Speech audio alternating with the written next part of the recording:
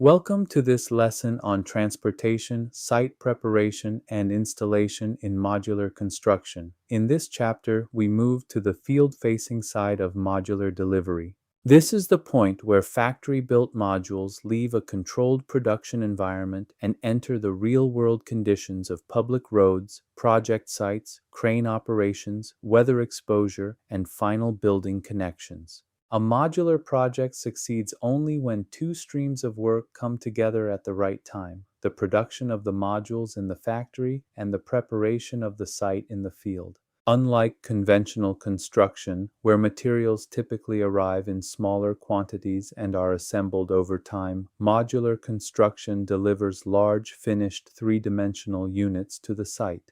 These modules must be transported safely, lifted into position, aligned accurately, connected structurally, sealed properly, and integrated with building systems. The key idea in this chapter is that installation is not simply the final step. It is the moment when earlier decisions about design, coordination, logistics, tolerances, and quality control are tested in the field. Transportation planning must begin early in a modular project because transportation constraints often influence the design itself. Volumetric modules are large, heavy, and sensitive to movement. In the United States, a standard legal load is generally limited to about 8 feet 6 inches wide and 13 feet 6 inches high. Many modular units exceed those limits, so they require oversized load permits, special trailers, escort vehicles, and approved travel routes. In some cases, modules must cross multiple states, which means the project team may need to comply with different permit rules, travel windows, and route restrictions. Route surveys are also essential. A route may look acceptable on a map, but the real conditions in the field can be very different. Low bridges, narrow streets, tight turns, steep grades, railroad crossings, weak pavement, utility lines, and neighborhood restrictions can all affect whether a module can actually reach the site. For this reason, transportation planning must be based on field verification, not just desktop mapping. Another important issue is just-in-time delivery. Many modular projects, especially in urban areas, do not have enough space to store large modules on site. Modules often need to arrive only when the crane and setting crew are ready. This can reduce site congestion, but it requires precise coordination among the factory, trucking company, site team, and crane crew. Digital tools such as BIM, GPS tracking, GIS, and logistics software can help teams monitor module movement and adjust arrival times in real time. The main lesson is that transportation is not just a shipping problem. It is a construction management issue that affects design, permits, equipment selection, site access, crane planning, and schedule reliability. Site readiness should be treated as a formal release condition. In other words, modules should not leave the factory or staging yard until the site is truly ready to receive them. One of the major advantages of modular construction is that factory work and site work can happen at the same time. While modules are being fabricated indoors, the site contractor can complete excavation, grading, utilities, foundations, and crane access preparation. However, this advantage only works if the site is ready when the modules arrive. The foundation is especially important. Modular units are produced in the factory with tight dimensional control, but site-built foundations are often less precise. If the foundation is out of level, if anchor bolts are misplaced, or if bearing points are not properly aligned, the module may not sit correctly. Trying to force a rigid factory-built unit onto an inaccurate foundation can damage finishes, distort the module frame, create connection problems, and slow the entire installation sequence. This is why many teams use 3D laser scanning before installation. After the foundation is built, the as-built condition can be scanned and compared against the BIM model. If discrepancies are found, the team can address them before the first module is lifted. Adjustments may include engineered shims, base plates, slotted plates, grout, or other transition details. Site logistics are equally important. Crane pads must be compacted, level, drained, and strong enough to support the crane under expected loading conditions. Truck routes must allow heavy haul vehicles to enter, turn, position, and exit safely. Overhead obstacles such as power lines, signs, street lights, tree branches, and adjacent structures must be reviewed before the crane begins operating. The key point is simple. A modular site must be ready before the modules arrive, not after they are already waiting on trucks. The installation phase is often the most visible part of modular construction. It may look fast and simple from the outside, but successful installation depends on detailed planning and disciplined execution. The first step is the lift plan. The project team must select the proper crane, identify the maximum pick weight, determine the lifting radius, define the swing path, establish exclusion zones, set communication procedures, and confirm weather limits.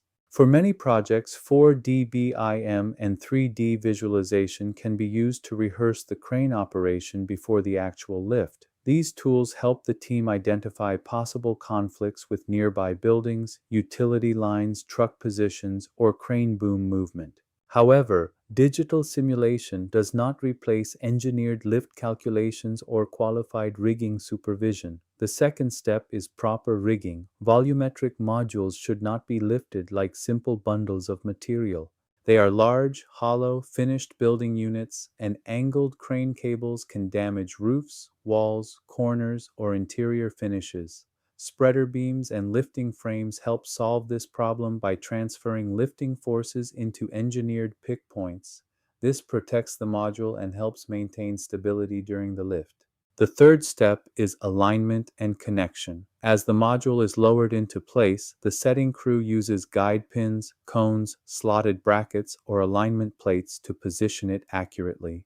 The crew must verify plumbness, bearing, mate line alignment, and connection access before moving on to the next module. Small errors at the first level can become much larger as additional modules are stacked above. The final step is sealing and MEP integration. Mate lines between modules must be closed quickly using foam, membranes, flashings, fire stopping, acoustic materials, and exterior cladding details. MEP systems also need to be connected through planned access points in corridors, shafts, or service zones. When these connections are coordinated during design, fieldwork can be efficient. When they are not, the installation team may face cutting, patching, and troubleshooting that reduce the benefits of modular delivery. Although modular construction reduces many risks associated with long-duration site-built work, installation creates its own risk profile. These risks must be managed before the modules arrive because once the crane is running, there is very little time to solve major problems. The first risk is tolerance failure. If a lower module is set slightly out of plumb, that error can accumulate as upper modules are installed. This can create joint gaps, misaligned connections, uneven load paths, and expensive field rework.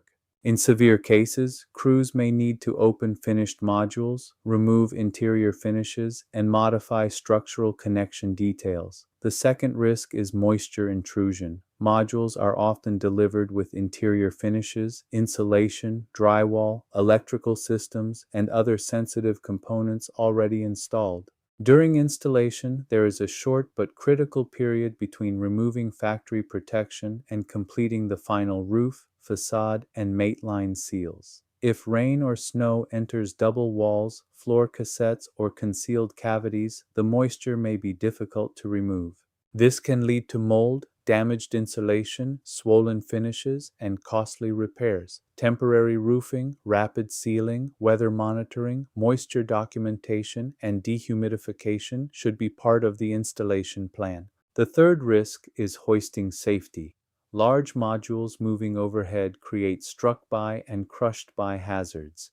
Wind, incorrect rigging, poor communication, or an inaccurate center of gravity calculation can cause a suspended module to swing, tilt, or rotate unexpectedly. Clear lift zones, trained riggers, weather limits, and stop work authority are essential. The fourth risk is falls from height. workers may need to unhook rigging, bolt modules together, and seal exterior joints near newly created building edges. Because installation progresses quickly, fall protection systems must move with the work. Guardrails, lifelines, netting, and scaffolding should be planned before installation begins. The main message is that installation risk management is preventive. The team must verify the site, control the lift, protect the modules, and close the building envelope quickly and safely.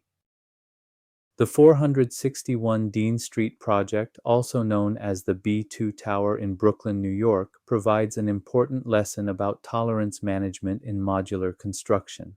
The project was planned as a 32-story modular residential tower using approximately 930 steel-framed modules.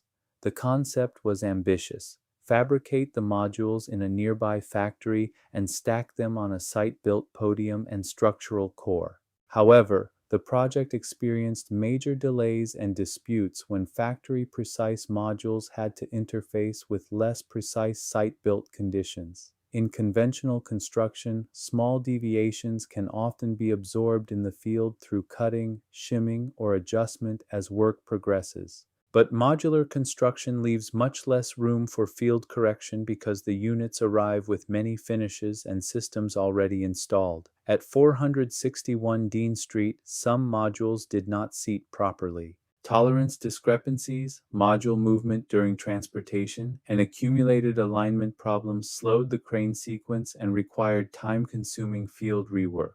The tolerance issue also created secondary problems. Because modules could not be installed at the planned pace, some units remained exposed longer than expected. Rain entered parts of the building, damaging drywall, insulation, and electrical systems. In some cases, finished work had to be removed and rebuilt, reducing the schedule and cost advantages that modular construction was supposed to provide. The lesson for construction managers is clear. Modular construction requires factory precision, but it must also account for site realities. Tolerance planning, as-built verification, adjustable connection details, weather protection, and installation sequencing must be coordinated as one system.